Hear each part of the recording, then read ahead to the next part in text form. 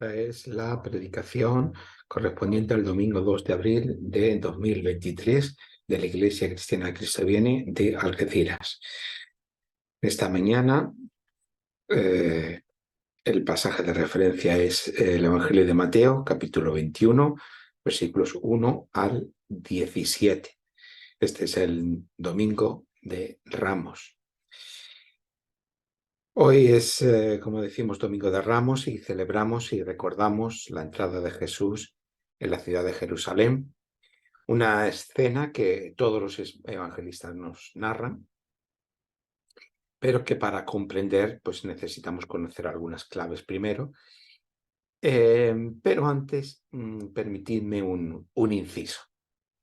Esta semana se ha montado un gran revuelo en España porque una pastora evangélica participó en un acto de un partido político. Y esto ha dado pie pues, a un sinfín de críticas desde todos los puntos de vista, desde todo el espectro político. Incluso FEREDE, la Federación de Iglesias Evangélicas en España, ha tenido que emitir un comunicado público y se ha discutido en redes sociales hasta qué punto el mensaje de Jesús es un mensaje político o un mensaje meramente espiritual. Obviamente, sin saber lo que iba a ocurrir, ya el domingo pasado hablábamos del contenido político, entre comillas, del hecho de que Jesús reine y juzgue sobre el mundo. Pero el pasaje de hoy nos permite reflexionar un poco más sobre esta dimensión política de las acciones de Jesús. Es importante volver a incidir que nuestra comprensión de lo político está condicionada por nuestro orden social y cultural contemporáneo, en el que tanto lo político como lo religioso son dos esferas sociales no solo diferentes, sino separadas. De modo que nuestra comprensión de la religión o de lo espiritual queda reducido a un mensaje de salvación individual que tiene una dimensión casi exclusivamente moral sobre la base de una experiencia subjetiva. Fuera de todo esto, no reconocemos algo como religioso y consideramos normal que el sistema político y las instituciones del Estado sean las que monopolicen la vida pública y la religión no debe entrometerse en ella. Con este marco cultural se entienden todas las críticas y el debate suscitado a veces de manera partidista, también hay que decirlo, que se ha producido en esta semana. Sin embargo, este no era el mundo cultural ni social del tiempo de Jesús. Y no podemos leer los textos y retrotraernos a los textos con este marco mental. Para darnos cuenta de esto, basta leer, comprender este texto de la entrada de Jesús en Jerusalén a lomos de un asno. Mateo, como otros evangelistas, cuando están refiriendo este pasaje, esta escena, están citando las palabras del profeta Zacarías, capítulo 9, versículos 9 al 10, que dice lo siguiente: Alégrate mucho, hija de Sión, da voces de júbilo, hija de Jerusalén. Mira que tu rey vendrá a ti, justo y salvador, pero humilde, cabalgando sobre un asno, sobre un pollino hijo de asna. Él destruirá los carros de Efraín y los caballos de Jerusalén. Los arcos de guerra serán quebrados y proclamarán la paz a las naciones. Su señorío será de mar a mar, desde el río hasta los confines de la tierra. Parte del libro de Zacarías se escribe durante el Imperio Persa. Es el tiempo de la vuelta a Jerusalén y de la reconstrucción del templo. Tras su reconstrucción, se esperaba que Dios volvería a hacerse presente por medio de su gloria y a partir de entonces su salvación no tardaría en llegar. En este capítulo 9 del libro de Zacarías se nos narra cómo Dios vence sobre las naciones vecinas de Israel y se anuncia la entrada del rey de Israel que inaugura una paz duradera para todo el mundo. Sin embargo, desde la época de Zacarías hasta la de Jesús, había pasado un largo tiempo, bastantes siglos, y aquellas promesas no se habían cumplido. Tampoco había vuelto la presencia de Dios al templo, así que Israel, de alguna manera, seguía en el exilio, sobre todo en el exilio de Dios. Ya sabemos que el exilio en la Biblia es mucho más que solamente algo geográfico o histórico. Algo similar es lo que también nos narra el libro de Isaías.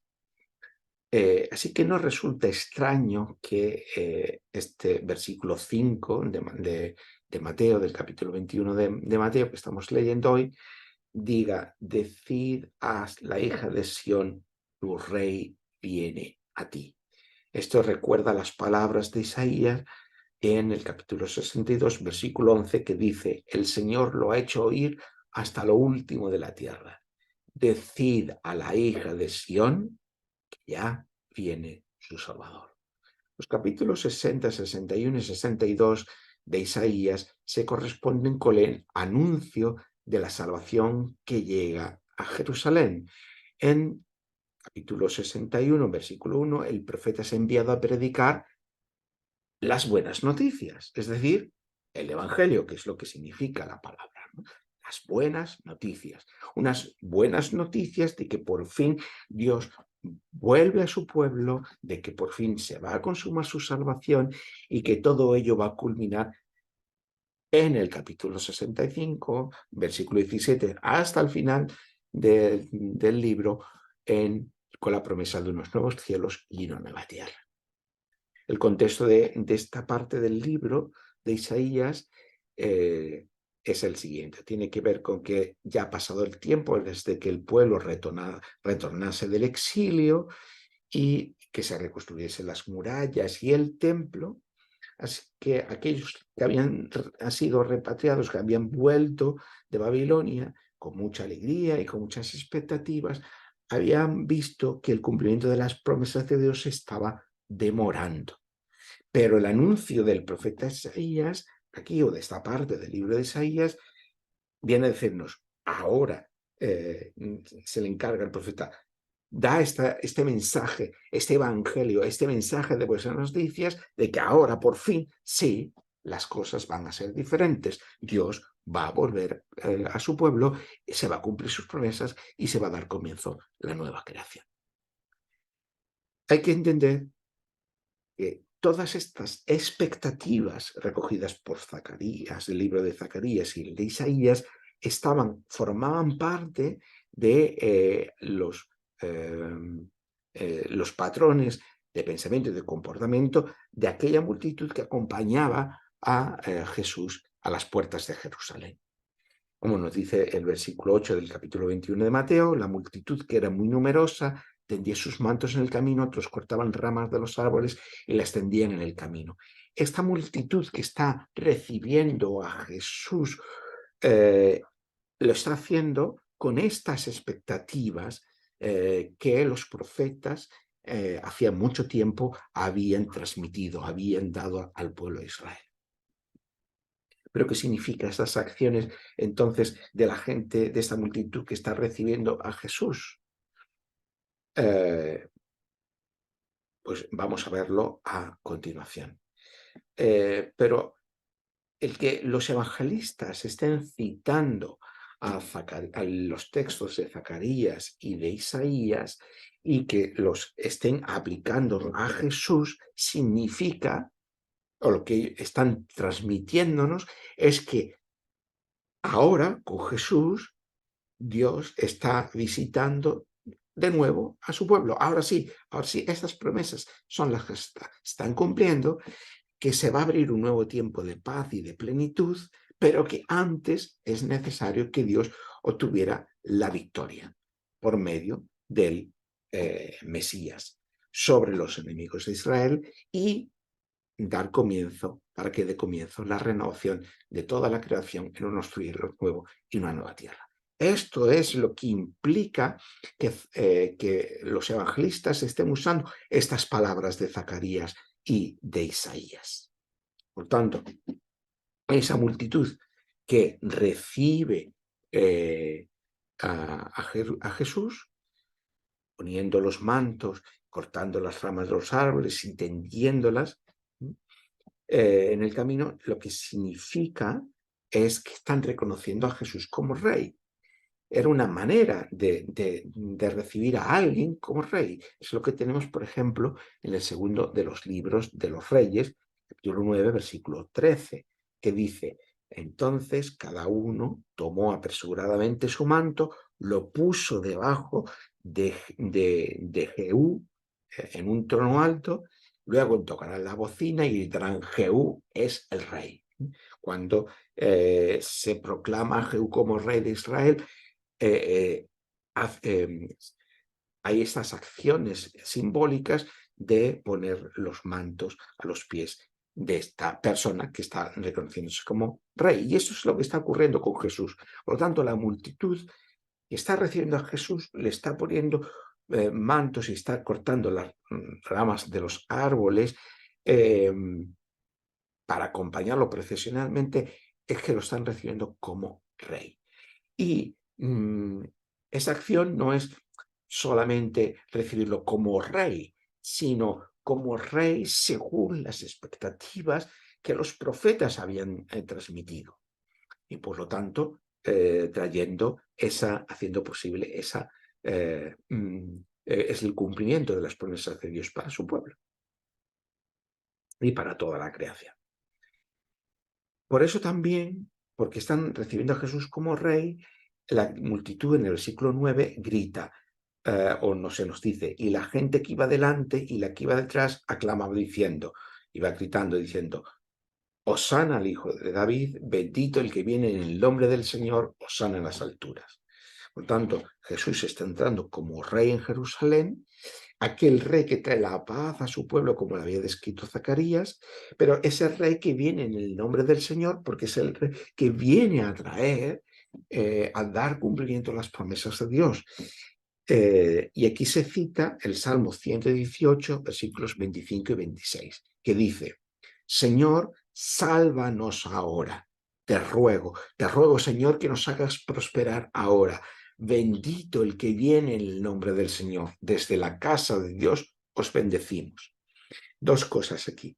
Este será el saludo con que los peregrinos que llegaban a Jerusalén se daban la bienvenida unos a otros al ir llegando a Jerusalén, pero ese Hosana significa sálvanos ahora, ese sálvanos ahora que tenemos en el Salmo y que era una petición dirigida a Dios o al Rey.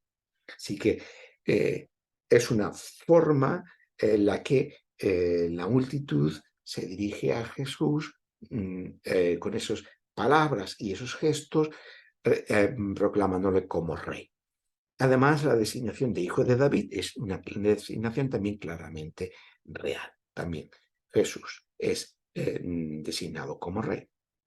Así que eso es lo que significa esta escena. Pero Mateo a continuación nos dice que Jesús se dirige al templo. Y esto no es algo arbitrario, sino que ya hemos visto en las promesas de los transmitidas, las buenas noticias transmitidas a los profetas, los que hay una relación entre que Dios vuelva a su pueblo y el templo, porque el templo es el símbolo de la presencia de Dios con su pueblo. Jesús, por lo tanto, como el nuevo rey, el Mesías, no solamente entra en Jerusalén, sino que se dirige al templo. Y se dirige al templo para purificarlo. En el año 165 a.C., Judas Macabeo protagonizó lo que se llama la revuelta macabea contra el imperio seleucida, que eran los herederos del imperio griego de Alejandro Magno.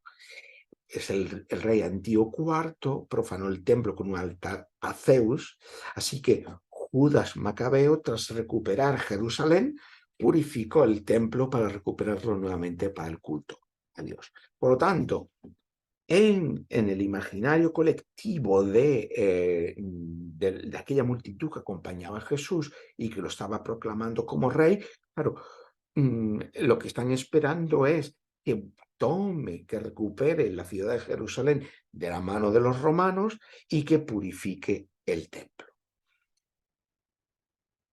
Así que Jesús, tras ser aclamado como rey, se dirige al templo para purificarlo, pero por medio de sus acciones y de sus palabras, deja claro que el templo ha sido profanado, pero no por manos extranjeras, no por los romanos, sino por los propios dirigentes judíos. El templo ha dejado de cumplir su función original, que era albergar la presencia de Dios, y Jesús comienza un enfrentamiento directo con el templo y con sus dirigentes, que culmina, como ya vimos la semana pasada, en los capítulos 23, 24 y 25 de Mateo. Como ya dijimos también, los enemigos de Israel no solo eran el imperio romano que dominaba el mundo en aquel momento, sino aún más, lo que nos están diciendo los textos, los propios dirigentes judíos y el uso que estaban haciendo del templo.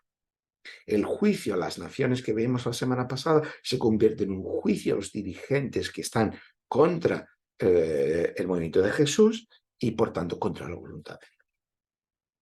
Por lo tanto, Jesús no solo echó a los vendedores y volcó la mesa de los que cambiaban la moneda para hacer el pago de la ofrenda de los sacrificios en el templo, se nos narran los versículos 12 y 13 de este capítulo 21, sino que también sanó a cojos y a ciegos, versículo 14. ¿Por qué?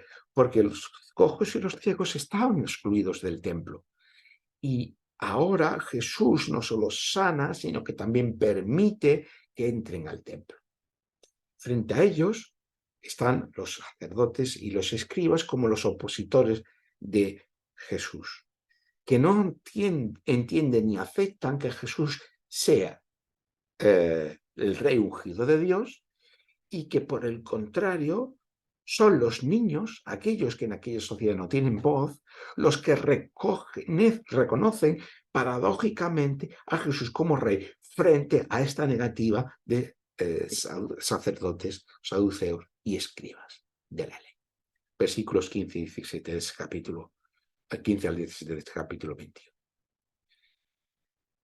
Todo esto es lo que nos cuenta este capítulo, esta parte del capítulo 21.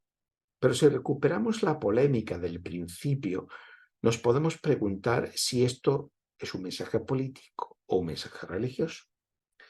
Nuestra configuración social y cultural nos obliga a elegir entre lo uno o lo otro, porque a nuestros ojos constituyen esferas sociales no solo diferentes, sino separadas.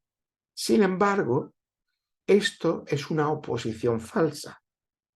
Toda acción política tiene una construcción de sentido trascendente que la legitima. ¿Qué significa esto? Que toda construcción política tiene que ir más allá de sí misma para encontrar una legitimación, para que todo el mundo le preste, o mayoritariamente se le preste su sentimiento.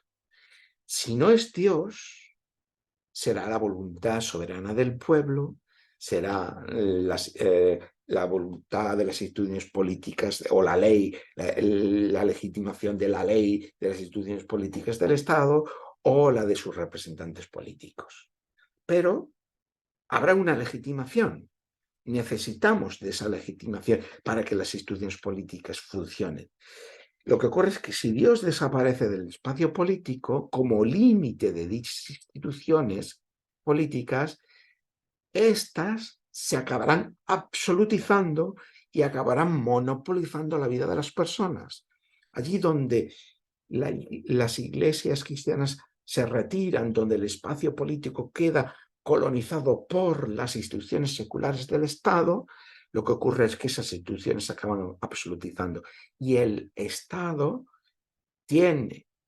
corre el peligro no solamente de absolutizarse, sino de convertirse en una totalización de la vida de las personas.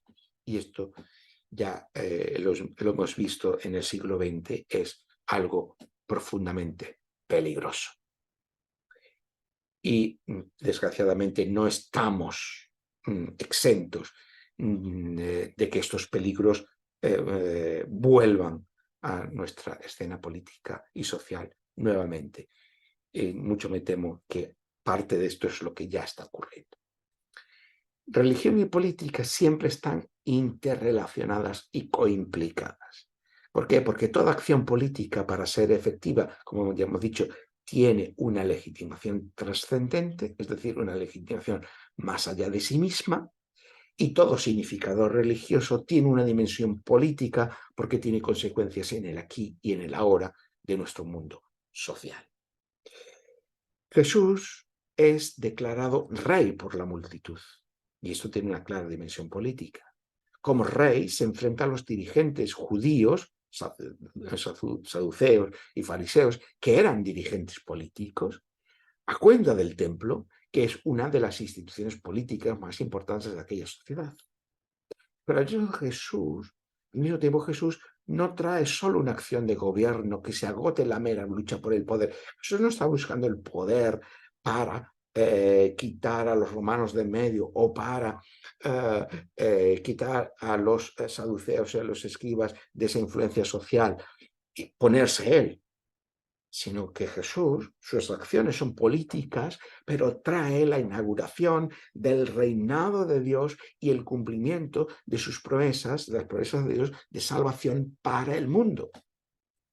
Es decir, que las acciones de Jesús son políticas, pero están destinadas a un horizonte mayor, que es traer la salvación al mundo. Quizás no es lo que esperamos de Jesús, porque probablemente no es lo que se nos ha enseñado a esperar de él. Quizás es mucho más de lo que esperábamos, porque de esto, de expectativas no cumplidas, va esta entrada triunfal de Jesús. Lo veremos en esta semana, que llamamos Semana Santa.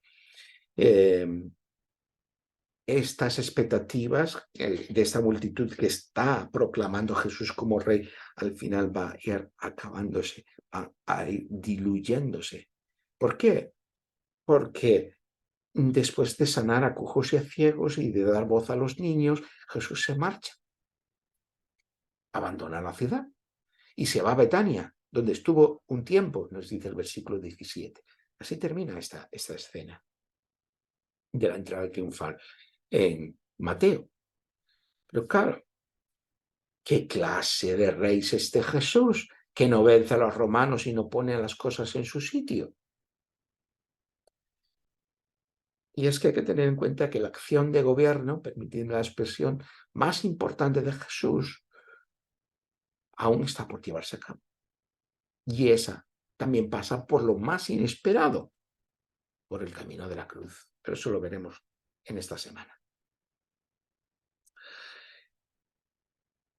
¿Estamos dispuestos a reconocer a Jesús allí donde nuestros esquemas preconcebidos son rotos? Jesús de los evangelios es un Jesús que siempre rompe, está para romper nuestros esquemas. ¿Estamos dispuestos a reconocer a Jesús allí donde nuestros esquemas preconcebidos son rotos? Allí donde lo que esperamos de la fe se ha desafiado o contradicho. La fe es solo esto o aquello o lo otro. Pero los textos de la Escritura nos invitan a una ampliación de esa fe. A menudo tenemos un Jesús religioso, en el sentido que hemos explicado al principio. Allí en una esfera espiritual donde no nos moleste. Y por supuesto, y lo que es más importante, que no moleste ni a las instituciones políticas ni a las instituciones económicas. Pero ese es el Jesús de la cultura secular, no es el Jesús de los evangelios. Ese es el Jesús de la cultura secular que los evangélicos, desgraciadamente, tanto hemos adorado sin saberlo. Pero el Jesús de los evangelios nos pide un seguimiento absoluto, una adhesión absoluta. Es la adhesión que Dios reclama de su pueblo Israel al pacto,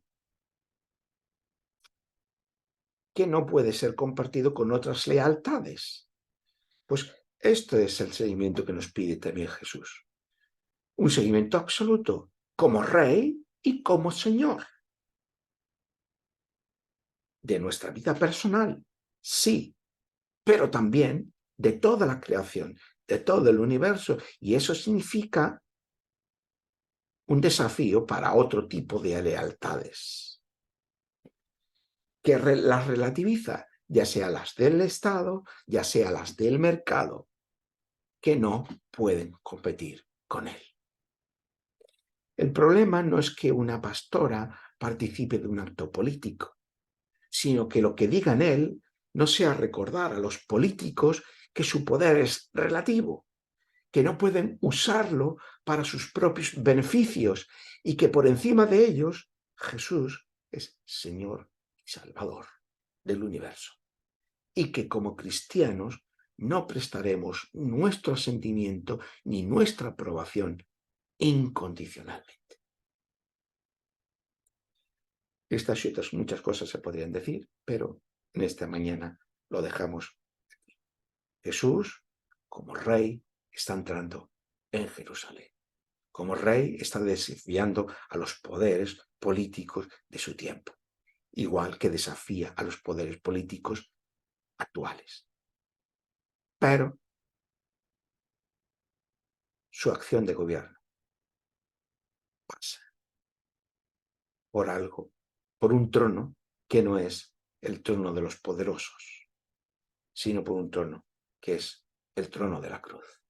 Pero eso lo veremos, Dios mediante, en estos próximos días y en el domingo que viene.